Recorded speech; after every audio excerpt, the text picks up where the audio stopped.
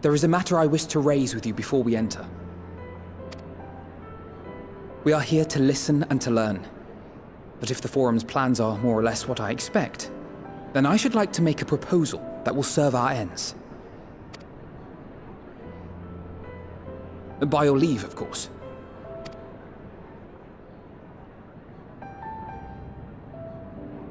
I don't see why not. Your words and wits have gotten us this far. Agreed. I will present our queries so that you may consider the most advantageous way to advance your proposal without distraction. Thank you, everyone.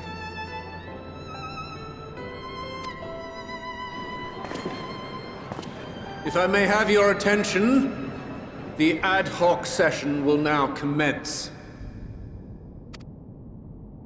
The purpose of today's assembly is to brief the scions of the Seventh Dawn, at their request, on the Great Exodus. You may enter.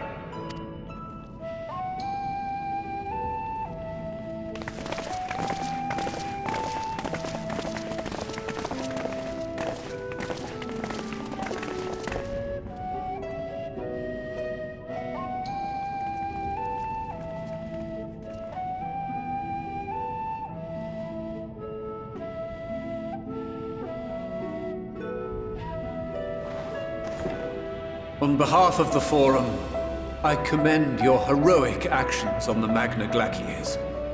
We shall not soon forget your service to us and the people of Radzat-Han. The Satrap, whom we have informed of the refugees' new arrangements, sings your praises as well. As an expression of our gratitude, we will endeavor to answer your questions as fully and openly as we are able. Then let us begin. First, it is the Forum's objective to ferry the life and knowledge of this star to the moon. Am I correct? You are. It is for this purpose that Scion has labored these many long years. We have collected biological samples and scientific records from across the star. When the time comes, they will be moved from their places in Labyrinthos and Numenon and conveyed to safety. Once that critical task has been accomplished, we will begin transporting the Sharlayan citizenry, which has been categorized into groups. The earliest arrivals are to ensure hospitable environs for those who come after. Following our people, we will send those of other nations in turn, beginning with our allies. Radzat-Han was foremost among these. But since the final days have already come to Thavnair, we saw fit to include the refugees with earlier groupings. An ambitious plan. You have accounted for the safety of all nations and tribes, then? As many as we can. And how, pray tell, do you decide who to leave behind?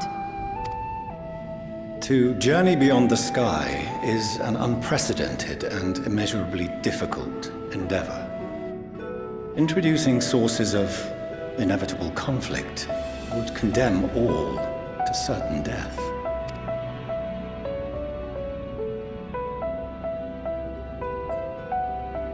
Questions as to the validity of that approach aside, are your plans proceeding apace? We're under the impression that your primary means of celestial transportation is incomplete.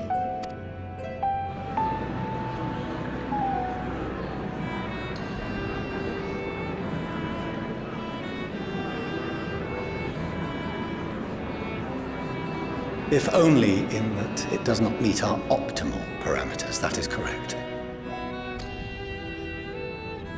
This arc, as some have taken to calling it, is fully operational and could be launched even today. However, the final days have progressed more quickly than we anticipated. At present, the ship is incapable of attaining speeds sufficient to meet our evacuation targets. Should we put the vessel into service, as it is now, we will be unable to travel to the moon and back quickly enough to complete the necessary number of trips. Precious lives and knowledge will be lost. Seven hells. Is there anything to be done? The ether burner, the primary means of propulsion once the craft is in the space between stars, is undergoing testing to determine whether it can be made more efficient. Though cargo is being loaded for the initial phase of the Exodus, we are prepared to continue our experimentation up to the day before launch, should it prove necessary.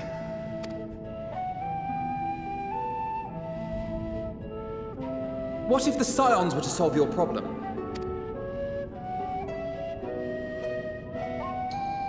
We shall help devise a means to improve the ether burner's efficiency, on 2 conditions.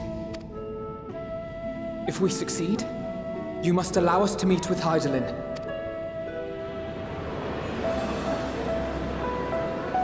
'Twas simple enough to deduce. You have a Concord, and so you would never have abandoned the anti-tower had you no other means of communication. One far more convenient, I suspect.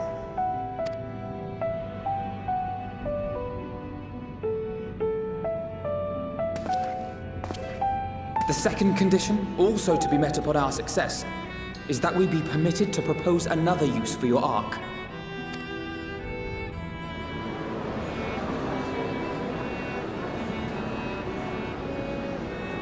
We would be at liberty to refuse this proposal. Of course. If we cannot prove its merit to the 99 here, who are we to stake on it the lives of all peoples of this star?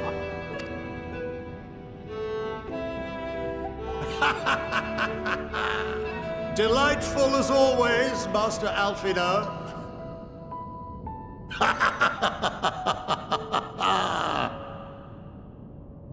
Oh, we couldn't have asked for a finer plan. Allow us to solve this complex engineering problem of which we were entirely unaware until moments ago. What could possibly go wrong? The satire writes itself.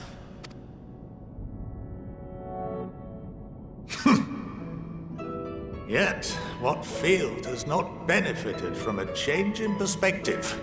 When we are at wit's end, what we need is not the same dry theories recited ad nauseam, but fresh inspiration.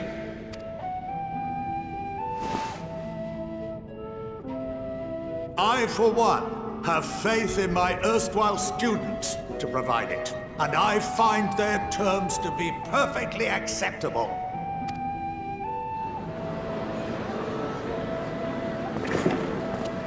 Order! Order! We have no time to waste on debate. I call a vote. All in favor of agreeing to the scion's terms?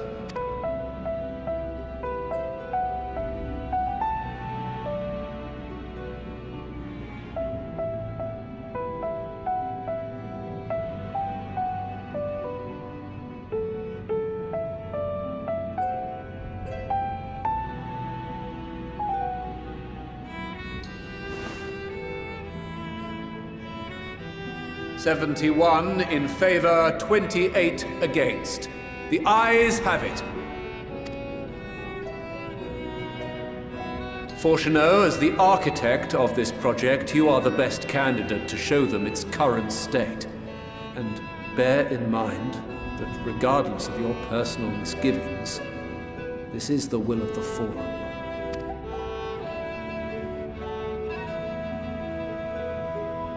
Very well. I call this session to a close. Return to your tasks with urgency. The final days wait for none.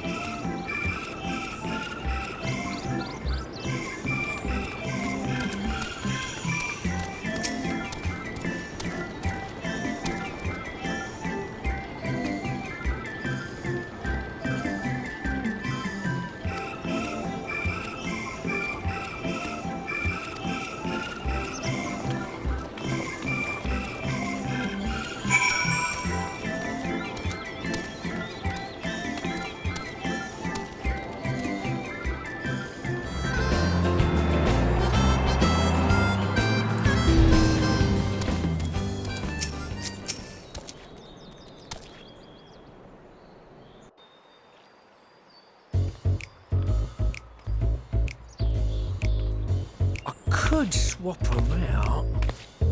No, been there, done that. Damn near lost me eyebrows. Think, Coco, think! We'd be well on our way to paradise. Visionaries patting themselves on the backs for their grand accomplishments if you'd only think! Yes, that does sound rather lovely. Yeah! I mean, Master Force, you know, what a pleasant surprise. We're not blasting off already, are we? The schedule remains unchanged, for better or worse. Which is why the Forum has elected to accept assistance in resolving the ether burner conundrum.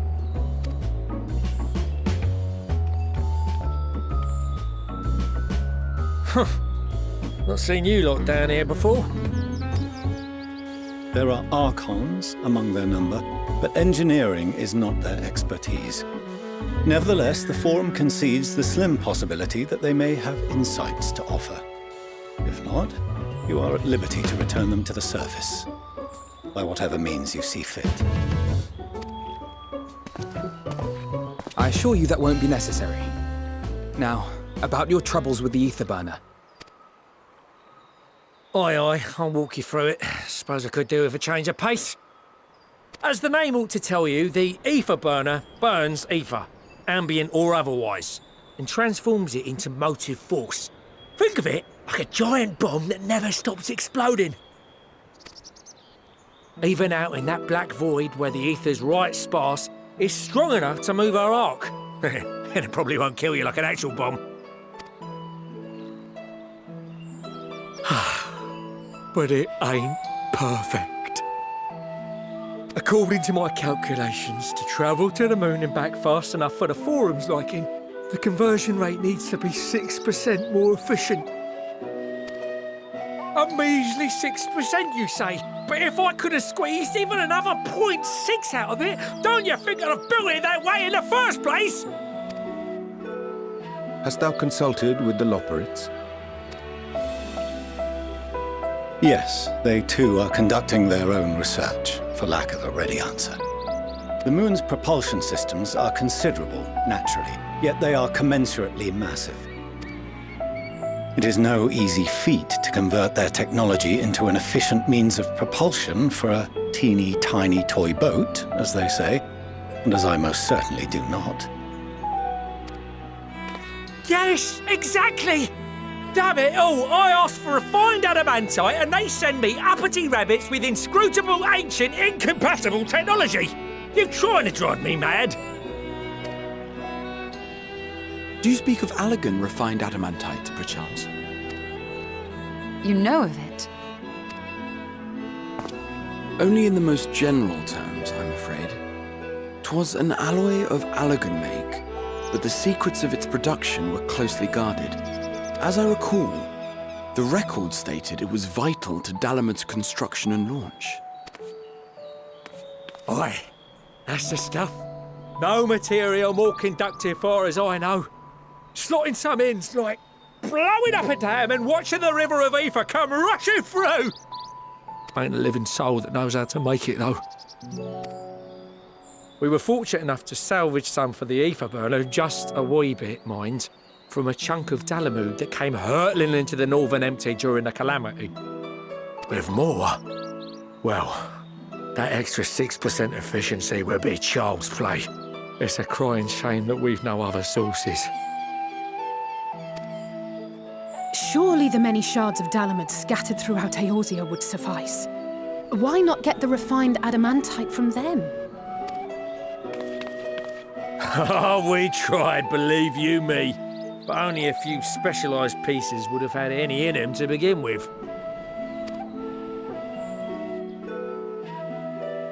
Drive calls from Ragnarok-class internment hulks. Those are the prize bits we really need. According to the Gleaners, getting to them means delving deep into the shards. And the defences are still very operational and very eager to blow them up. It's rough going in there, even for the cream. Not sure they'd make it out alive. Weren't we near that part of the Ragnarok when we went to destroy Bahamut?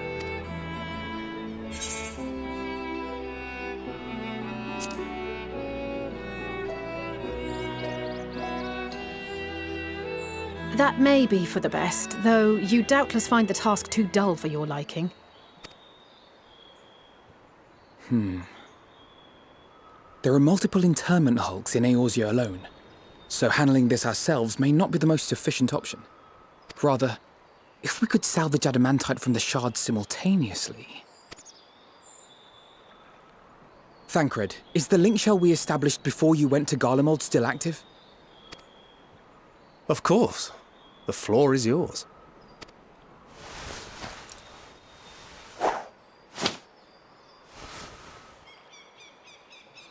What's all this? Gathering firewood, so to speak.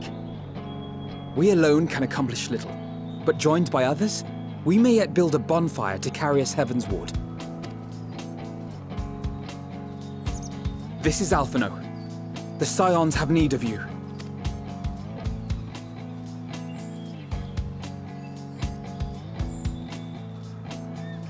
Understood. I will contact the Lord Commander and dispatch our finest at once. My sisters are somewhat preoccupied with the final days, so I will lead the 12-Wood expedition myself. Are you aware of any other sources of refined adamantite? Logically, such an invaluable alloy would have been utilized solely where absolutely necessary, in components intended to conduct or collect surpassing amounts of ether. Any extant instrumentation or devices would have likely found their way into the hands of etherologists or enthusiasts.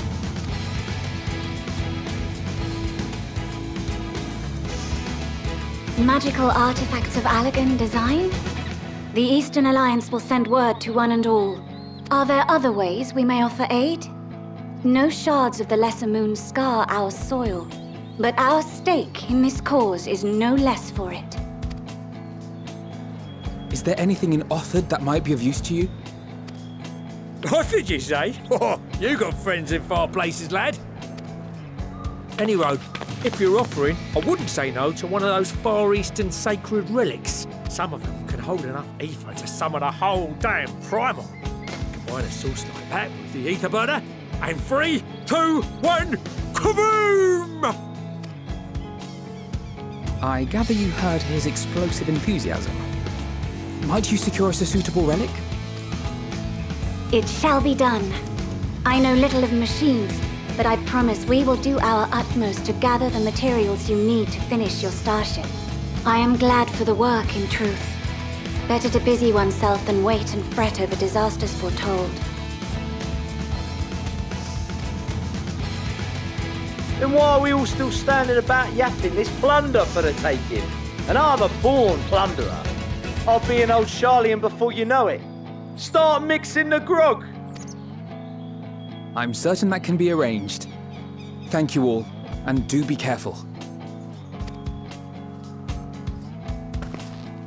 Just like that. Aye, just like that. Our refined adamantite is on its way. Now let us consider our next steps, shall we? There's yet much to be done.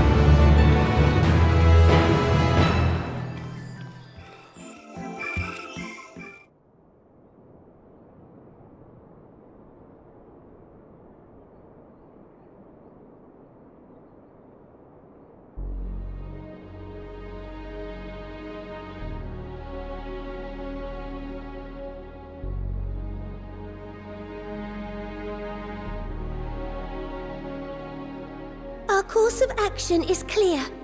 We must harvest refined adamantite from the shards of Dalamud and procure arcane relics of Allagan make.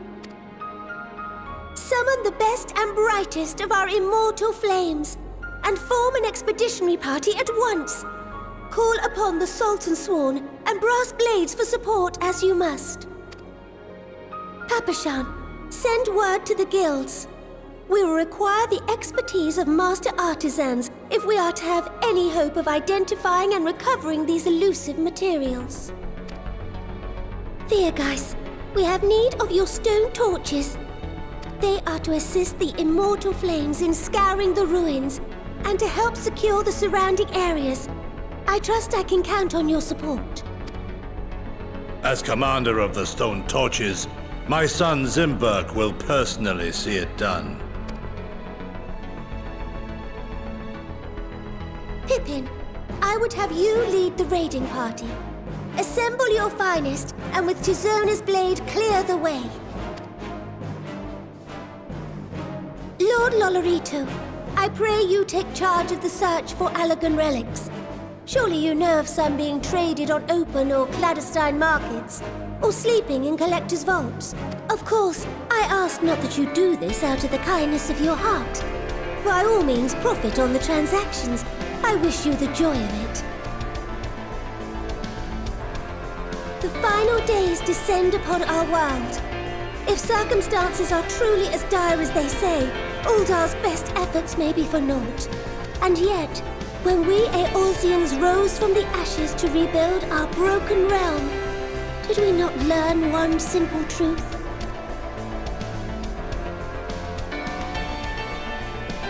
That which seems all but impossible to overcome alone may yet be possible if we stand together. It was the Scions who united us then, and it is the Scions who call upon us now. Uldar will answer that call. We will summon our courage and join the fight for our world's future. You know your duties. I, Nanamo Ulnamo, 17th in the line of Ol, bid you good luck and Godspeed.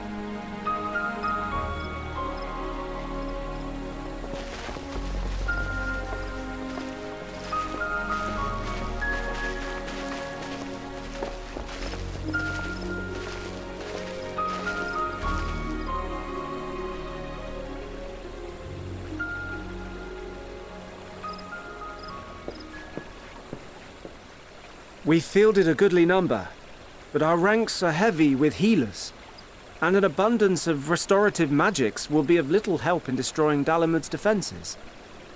Still, it has ever been thus with Gridania. We must steel ourselves for a protracted engagement.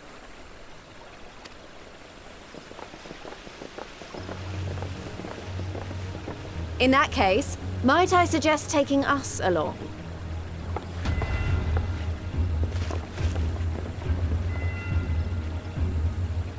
Commander Hext, what are you doing here? None of the shards in Girabania are big enough to hold an internment hulk. So we said to ourselves, why not lend our neighbors a hand? We thought you might be short on people with a talent for breaking things.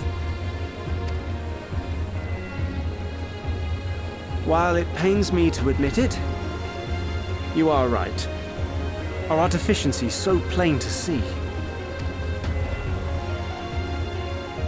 It might have been a lifetime ago, but I was once one of the scions assigned to the Shroud. I know this forest well. I know your people. And I know we will be stronger if we fight this fight together.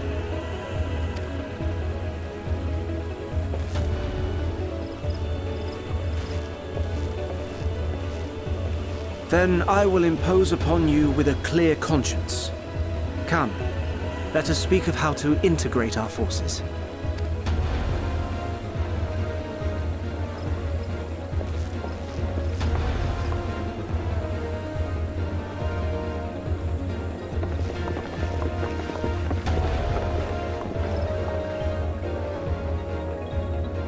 I won't let it all be for nothing.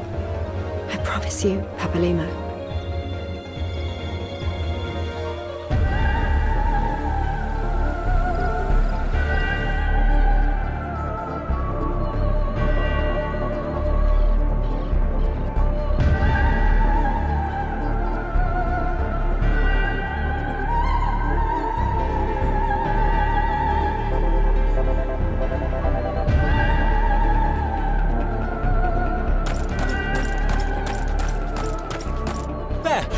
There you are!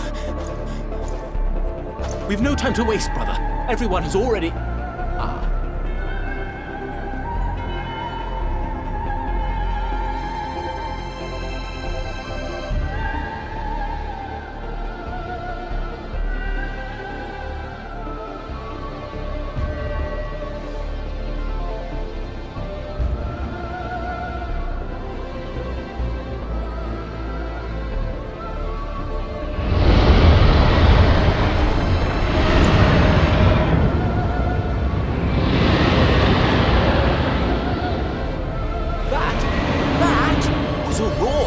A dragon's roar!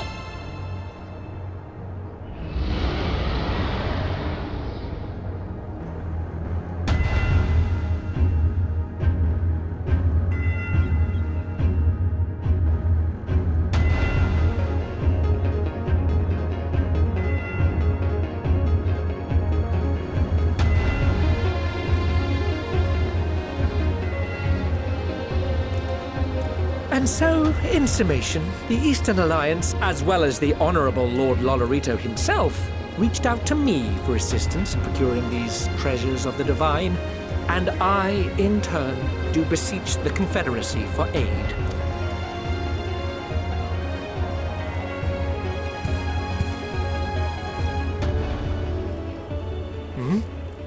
Is that... Hancock? What a surprise this is. And a fortuitous one at that.